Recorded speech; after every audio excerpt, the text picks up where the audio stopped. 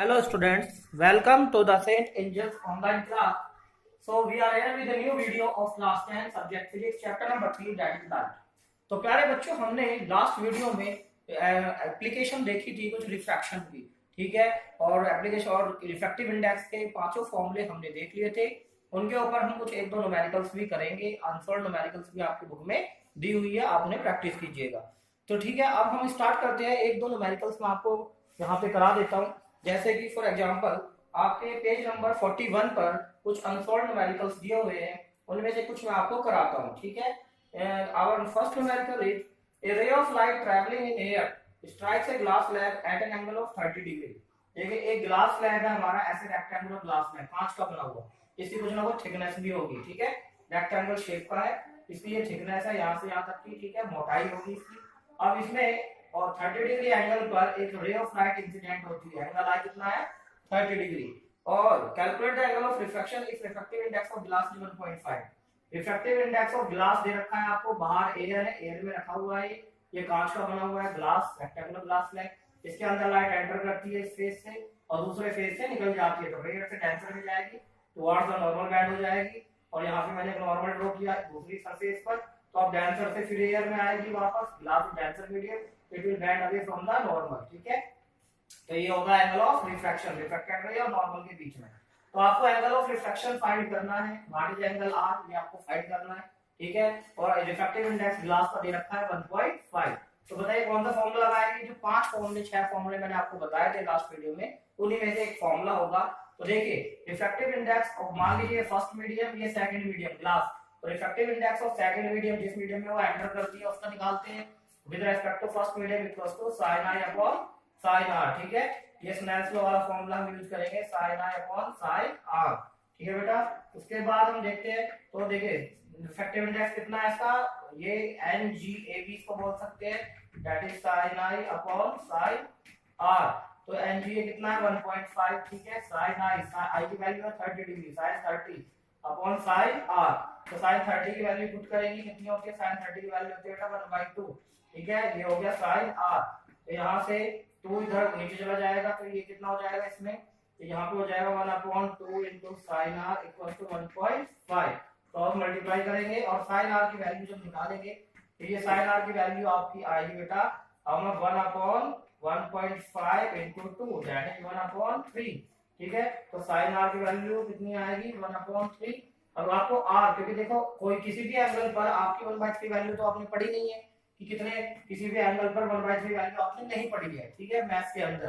तो इसलिए हम इसे कैसे लिखेंगे, एंगल r की वैल्यू जो होगी वो होगी, साइन को उधर ले जाओ तो ये साइन इनवर्स हो जाता है, साइन इनवर्स 1/3। तो अब इतना इसको छोड़ देंगे, ये हमारा आंसर होगा, ठीक है। तो इसकी जो वैल्यू आती है 19.5 डिग्री आती है, ठीक है, आंसर आपका 19.5 डिग्री है। Okay, now next question is, आपको एक और क्वेश्चन है इसमें मैं बता देता हूँ, रिफ्रैक्टिव इंडेक्स के ऊपर है, एब्सोल्यूट रिफ्रैक्टिव इंडेक्स के।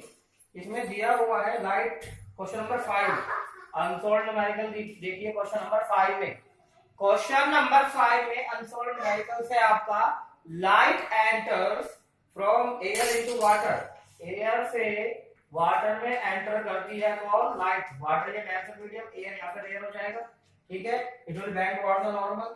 तो which have refractive index of 1.33, किसका रिफ्रैक्टिव इंडेक्स है, ये वाटर का विद रिस्पेक्ट टू एयर, यानी एब्सोल्यूट रिफ्रैक्टिव इंडेक्स है वाटर का।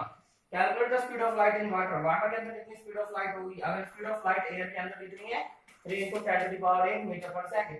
तो आपको एब्सोल्यूट रिफ्रैक्टिव इंडेक्स का फार्मूला लगाना है, with absolute refractive index of water with respect to air, speed of light in air upon speed of light in medium, medium क्या है यहाँ पे वाटर, ठीक है। तो हमें speed of light in water find करनी है, तो VW जो होगा वो होगा C upon absolute refractive index of water, तो C की वैल्यू 3 × 10⁸ है, ठीक है। और NWA उसकी वैल्यू कितनी है 1.33, इसे हम 4/3 भी लिख सकते हैं, ठीक है, तो 1.33 को 4/3 भी लिख सकते हैं, तो 3 ऊपर चला जाएगा मल्टीप्लाई में 9 × 10⁸ 8/4, ये हो जाएगा। तो इसको जब डिवाइड करेंगे 2.25 × 10⁸ मीटर पर सेकंड, तो ये स्पीड ऑफ लाइट वाटर के अंदर कितनी होगी 2.25 × 10⁸ मीटर पर सेकंड। इस तरह से आपके सारे क्वेश्चन होने हैं, बहुत ही सिंपल सा है, ठीक है। एब्सोल्यूट रिफ्रैक्टिव इंडेक्स या फिर एक क्वेश्चन नंबर 7 भी देख लीजिए, क्वेश्चन नंबर 7 भी इसके अंदर है। क्वेश्चन नंबर 7 अच्छा क्वेश्चन है, relative refractive index relative refractive index के ऊपर वो क्वेश्चन है, ठीक है। तो देखिए क्वेश्चन नंबर 7 में आपसे क्या पूछ रहा है।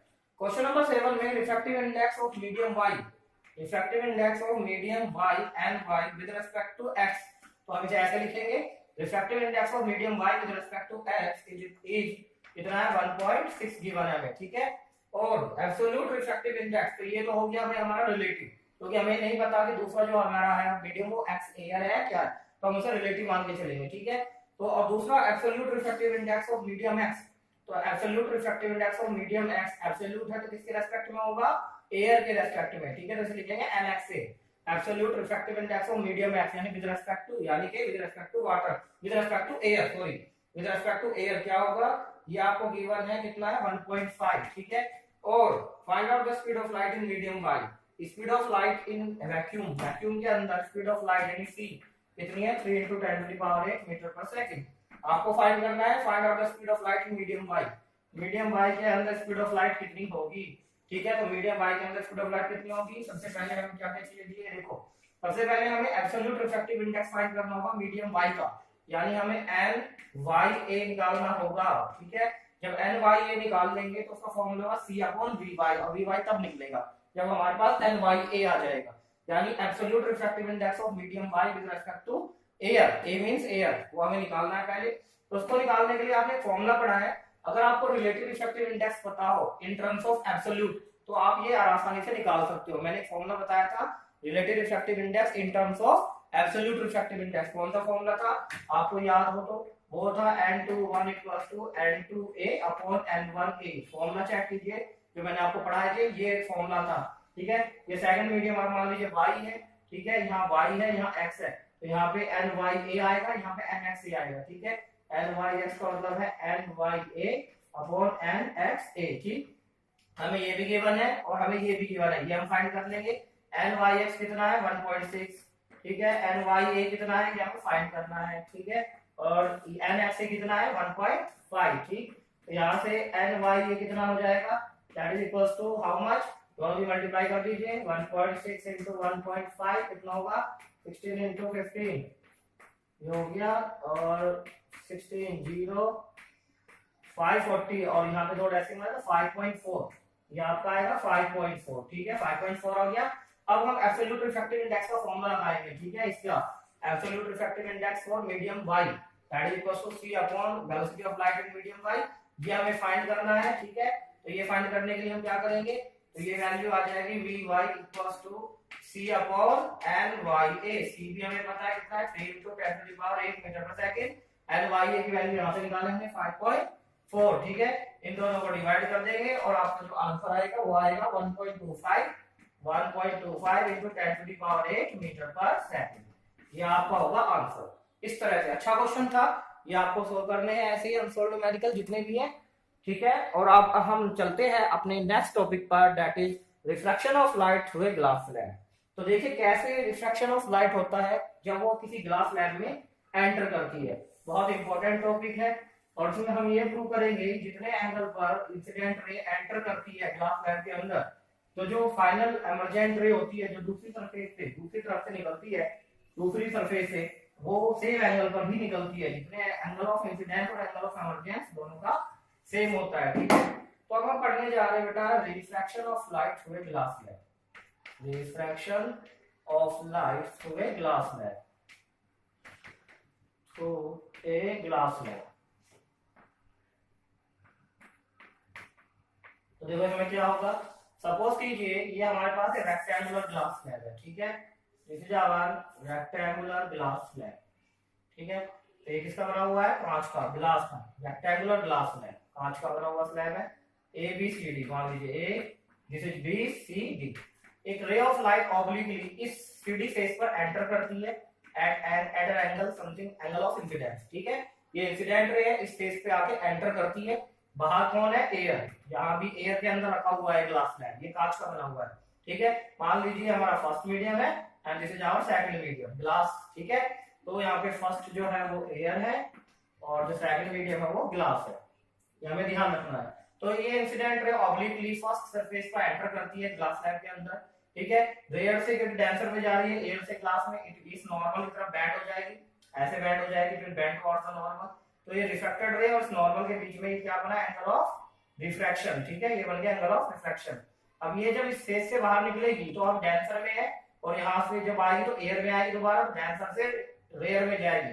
तो जब भी कोई लाइट रे डेंसर से रेयर में जाती है, तो यहाँ मैंने नॉर्मल ड्रॉ किया परपेंडिकुलर सरफेस पर, तो it will bend away from the normal. अभी का मतलब दूर हो जाएगी नॉर्मल से, डेंसर से रेयर में जाने पर।